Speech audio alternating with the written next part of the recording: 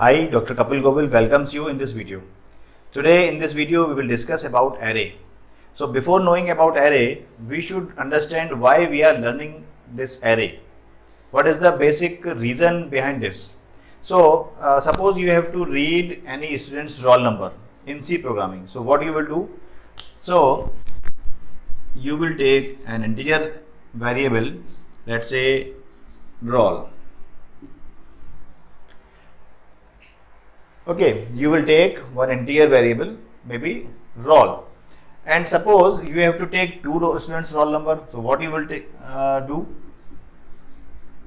You may take roll 1 and roll 2. Suppose you have to take 5 students roll number. So what you will do? You have to take 5 roll number variables.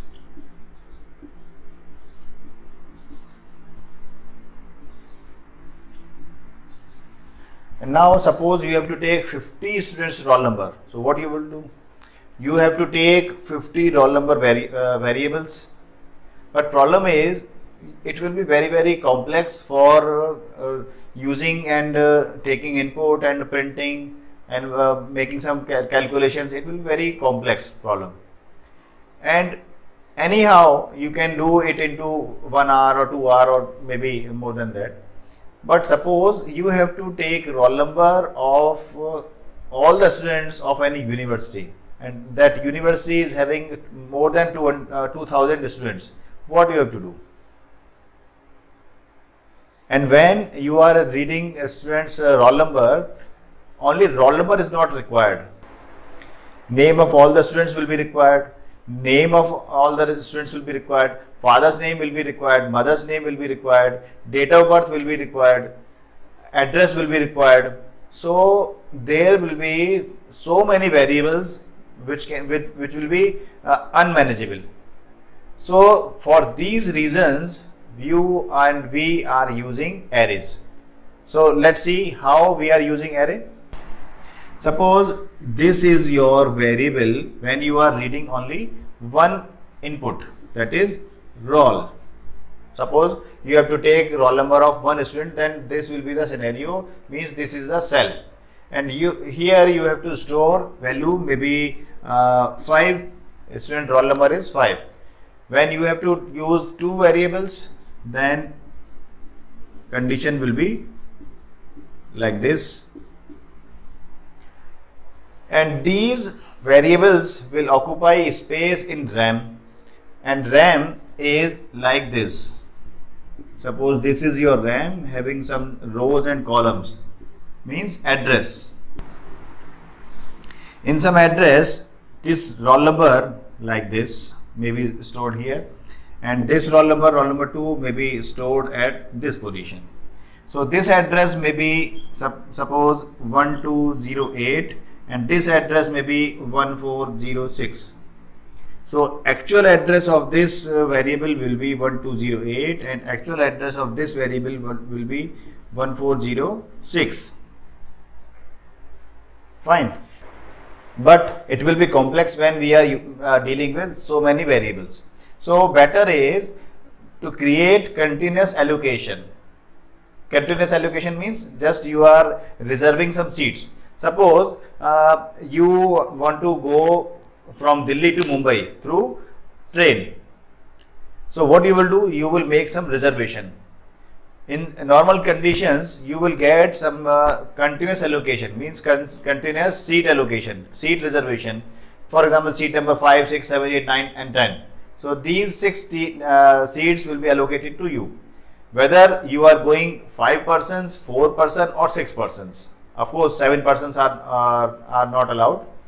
So if you have reserved 5 or 6 seats, it's your choice to go or not to go.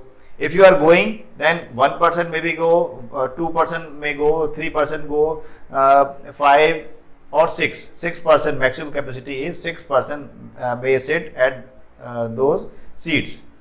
So similarly, suppose this is your train compartment and you are reserving 5 elements because you have to store 5 students roll number.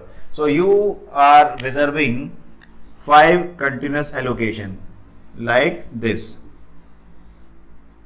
So this will be your continuous allocation. But problem is you cannot say that address 1207 you will be required. No, that will be allocated by processor.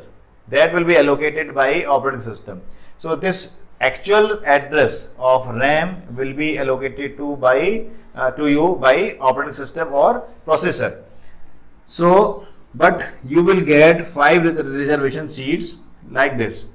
So this address may have address 1508, this may be 1509, 1510 and so on.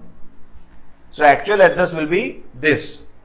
But if you are dealing with this address, again it will be a complex problem, because actual address may be more than 4 digit, more than 7 digit. It depends on RAM, how much space is there. So instead of dealing with this actual address, we are using it with index number. So how index number are allocated to that array? So now we are recollecting all the things: array, index number, allocation. Like suppose you are dealing with 5 elements, 5 space allocation that are continuous allocation. So this continuous allocation will be called as array. So we have created this array and we are giving its name, as we have given here name. So array name is ARR. So it's your choice to give any name for this array. We are giving array name ARR, and we are using this array with index number. So what is the index number? Index number is cells number. Actual cells address number is maybe 1507, 1586, any number. But it will be very complex to deal with that actual address. So we are giving its address index number like 0, 1, 2, 3 and 4. So suppose we are saying array 2. Array is ARR. ARR2 will be pointed to this address. This cell's value will be used. So now let's see how to write code for this array. So first of all, we have to take integer, and we are taking array name as A, and maximum capacity of that array is 5. It's not mandatory that you have to take 5. You can take 50, you can take 500, it's up to you. But point is, if you are taking 50 elements and you are storing just 2 elements, so what will happen? Out of those 50 elements, only 2 will be reserved, 2 will be occupied. So rest 48 will be wasted, reserved and wasted. So it's no use, it's wastage of memory. It's just like as you are taking a reservation of 10 seats and only 1 person is going.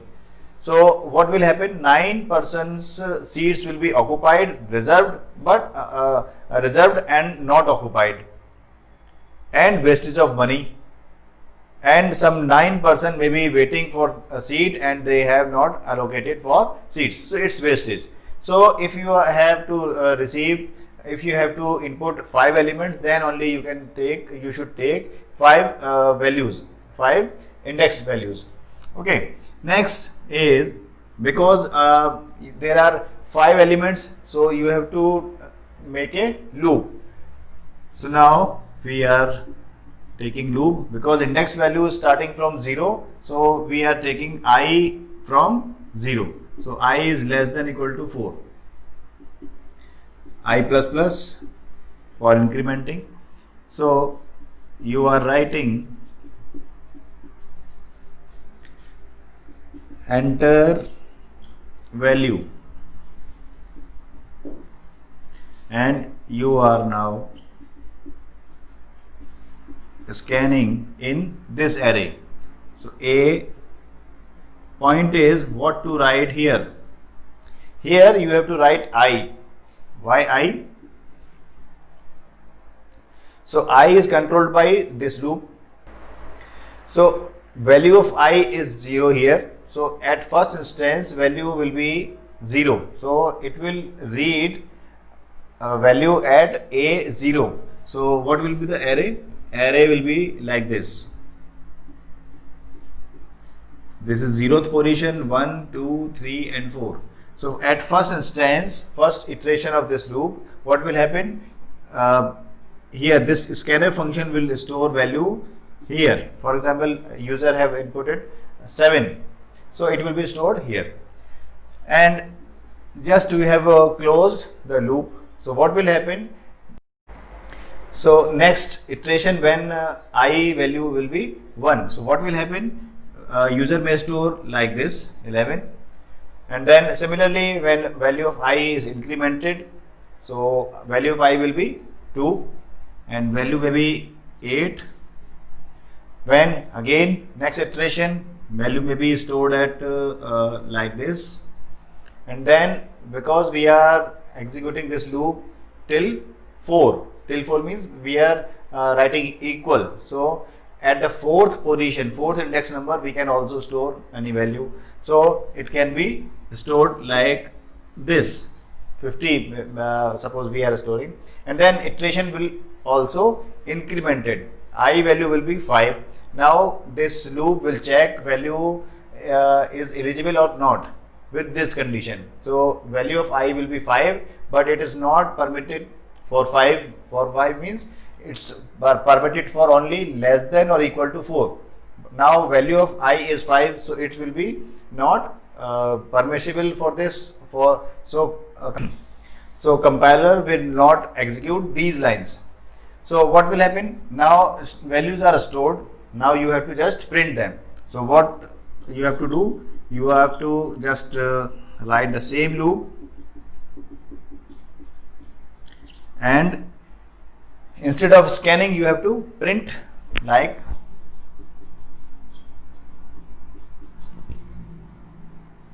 %d, and you have to write AI. So when the value of I is 0, it will be print AI. I means 0. So A 0th position, what we have stored 7. So 7 will be printed.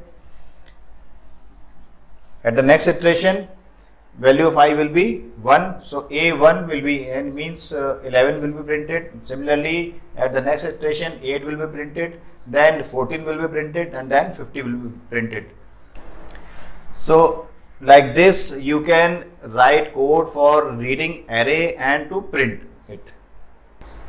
So I hope the concept of array and how to read, how to print is now clear to you. If this video helps you for learning array, I would like to request you a very small thing. Please share this video among your friends which are available on WhatsApp, which are available on Facebook. So thanks for watching.